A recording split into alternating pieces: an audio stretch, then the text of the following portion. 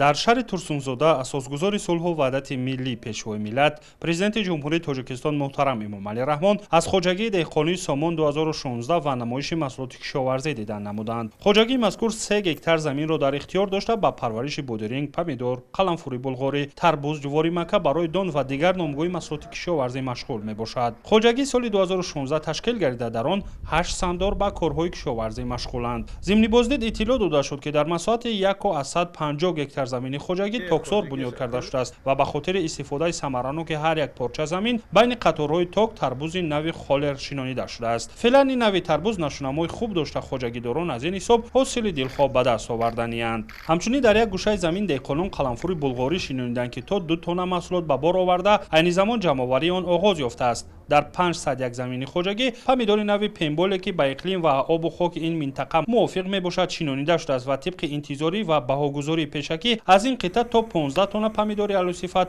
бояд ҷамъоварӣ карда шавад. 201 замини дигарро ализамат барои парвариши бодиринг истифода бурданд ки аз ин қитъа низ тибқи тахминҳо то 10 тонна бодиринг ба даст оварда мешавад. бояд гуфт ки зироатҳои гуногун дар ин хоҷагӣ асосан бо усули зери плёнкагӣ парвариш карда шуданд. ҳамасола ализамати хоҷагӣ бо роҳандозии ҳамин усул нақши худро дар таъмини аҳолӣ бо маҳсулоти алусифату барвақти кишоварзӣ мегузоранд. 1 гектар зиёдаш ба тарвуз тарвузам ва баъди 10 рӯз тайёр мешавад. бодирина чиндем 30 бор чиндем ва 50 тонна бозор ба баровардем. бо аста парник ба помидор аста ва дурумба ва болгарска мана ангур аста. ба хотири рӯёнидани ҳосил дар тамоми фасли сол ва таъмин намудани аҳолӣ бо маҳсулот хоҷагидорон тасмим гирифтанд ки дар масоҳати 150 гектар замин гармхонаи доимо амалкунандаи муосир бунёд намоянд. зимни боздид иттилоъ дода шуд ки аз ин нақша дар масоҳати 601 замин имсол гармхона бунёд гардида алҳол дар он помидору бодиринг нашунамои хуб дорад. хоҷагидорон то кунун 50 тонна маҳсулоти алусифат ҷамъоварӣ карданд ва ҷамъоварии ҳосил идома дорад. 1,5 гектар гармхона саркардагӣ ҳозир 60 сотикаш тайёра. оянда бо ҳаракат мекунем бо бисёртар то 1,5 гектара карда. ҳозир инҷа 10,000 бех бодиринг дорем шинондагӣ ва 4,000 помидор шинондагӣ. як бех 4 килоги 5 килоги ҳосил мегирем.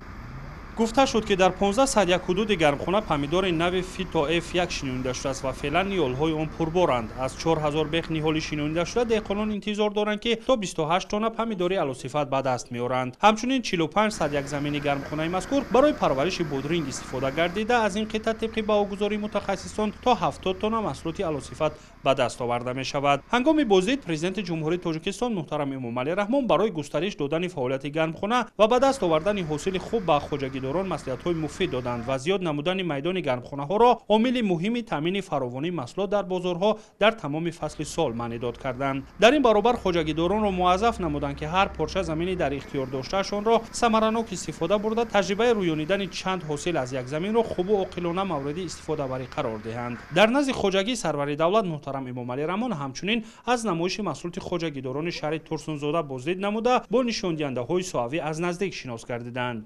иттилоъ дода шуд ки дар хоҷагиҳои кишоварзии шаҳр тибқи дурнамо кишти зироатҳои тирамоҳӣ ва баҳорӣ бо сифати баланд гузаронида шуда ҳамчунин солто сол майдони кишт масоҳати гармхонаҳо ва ҳаҷми маҳсулоти кишоварзӣ афзоиш меёбад. аз ҷумла соли гузашта дар шаҳр ба маблағи 1 миллиарду 187 миллиону 691 сомонӣ маҳсулоти кишоварзӣ истеҳсол карда шудааст ки ин нисбат ба нишондиҳандаҳои як соли қаблӣ бештар мебошад. тибқи маълумоти фаврии раёсати кишоварзии шаҳри Турсунзода дурнамои кишти сабзавот дар шаҳр ба андозаи 101%, маҳсулоти полизи 117%, картошка 115% ва зироатҳои техникӣ 106.4% иҷро гардидааст. дар масоҳати 3807 гектар замин кишти баҳории ғалатдонагӣ аз ҷумла гандум, ҷав, ҷувори макка барои дон ва лӯбиёгиву нахуд гузаронида шудааст. деҳқонон дар масоҳати 501 гектар замин ҳамчунин шолӣ кишт намуданд ки ин нишондод низ нисбат ба нақшаи пешбинигардида бештар мешавад. имрӯз дар шаҳри Турсун деҳқонони шаҳри Турсун ҳар як порча заминро самаранок истифода бурда аз иҷрои дурнамо самаранок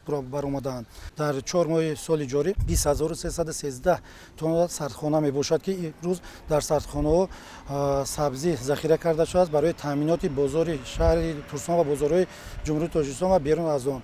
бояд қайд намуд ки деҳқонони шаҳри Турсунзода кишоварзон иқдом гирифтанд ки дар соли 2023 назар ба соли гузашта содиротро зиёд кунанд. То имрӯза 7500 тонна содирот ба хориҷи кишвар ва 12000 тонна ба берун ва дигар шаҳру ноҳиё содирот намудааст.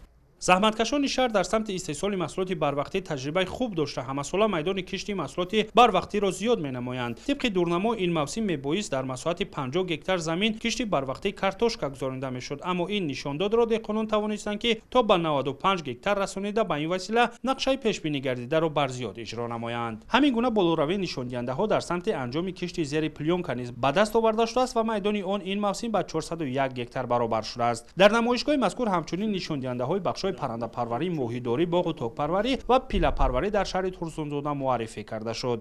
зимни суҳбатҳои самимӣ президенти мамлакат муҳтарам Эмомалӣ Раҳмон кишоварзонро вазифадор карданд ки заминҳои кишоварзиро тибқи таъйинот самаранок истифода баранд. ҳаҷми истеҳсоли маҳсулоти кишоварзиро боз ҳам бештар намоянд, зеро рушд додани соҳаи кишоварзӣ василаи асосии таъмини худкифоӣ буда вобастагии бозори дохилиро аз маҳсулоти воридотӣ коҳиш медиҳад.